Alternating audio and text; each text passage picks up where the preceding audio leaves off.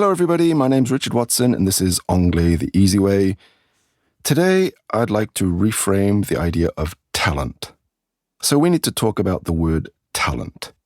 Most people use it as a shield or as an excuse.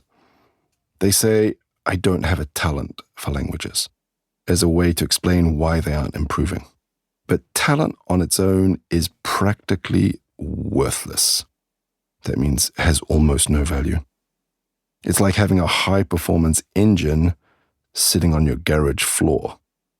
It's a beautiful piece of engineering, but if you don't bolt it into your car and put fuel in the tank, it won't even take you to the end of the street.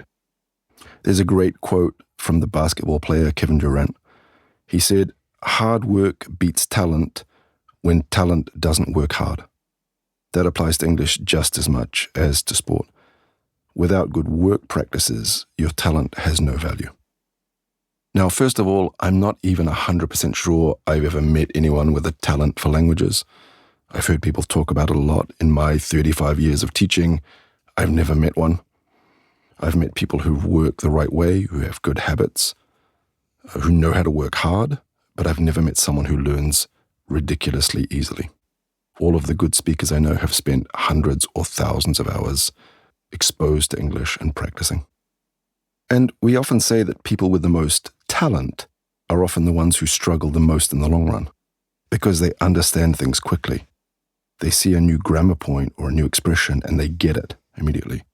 And because it was easy to understand, they put it aside and never work on it again.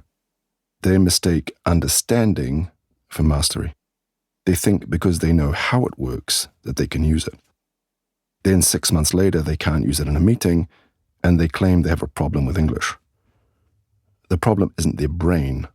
The problem is that their talent was just sitting there, unused and unpolished. I'd like you to be really honest with yourself. I'm going to ask you some questions. Don't just listen to them, answer them. Let's see if you don't have talent, or if you're just not working properly. How many times have you understood a rule but never said it out loud 50 times to make it a reflex? How often do you put a new book or a resource aside the moment it stops being new and starts requiring repetition? When you learn a new expression or phrase, do you use it the same day, or do you wait for the perfect moment that never comes? Do you spend more time looking for better ways to learn than actually using what you already have and know? How many half-understood concepts are sitting in your head right now, waiting for you to actually consolidate them? Do you stop practicing the moment you get something right? Or do you keep going until you can't get it wrong? How often do you blame your memory when you haven't actually given your brain enough repetition to store the information?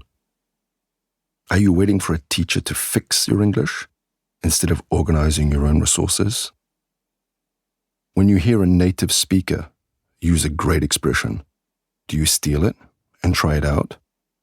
Or do you just admire it and forget it? Do you focus on your mistakes more than the hours of good work you haven't put in yet? The truth is, most of you do have talent. You've proven it by reaching the level you're at now. But you're letting that talent go to waste by confusing knowing with doing. Hard work isn't about suffering. It's about good work practices. It's about the boring, quiet consolidation of the things you already half understand. It's about turning that high-performance engine into a vehicle that actually moves. Talent is a head start, but compound interest, the result of small daily usage, is what actually wins the race. So this week, stop thinking about if you have more or less or no talent. You have enough. Start looking at your work practices. Pick up one thing you understand but don't use. Maybe a specific way of starting an email or a certain way of phrasing a question, and work on it until it's a reflex that you can't get wrong. Don't let your talent sit on the garage floor for another year. Bolt it in, fuel it up, and get moving. Anyway, that's enough for this week. Have fun. I'll see you next time.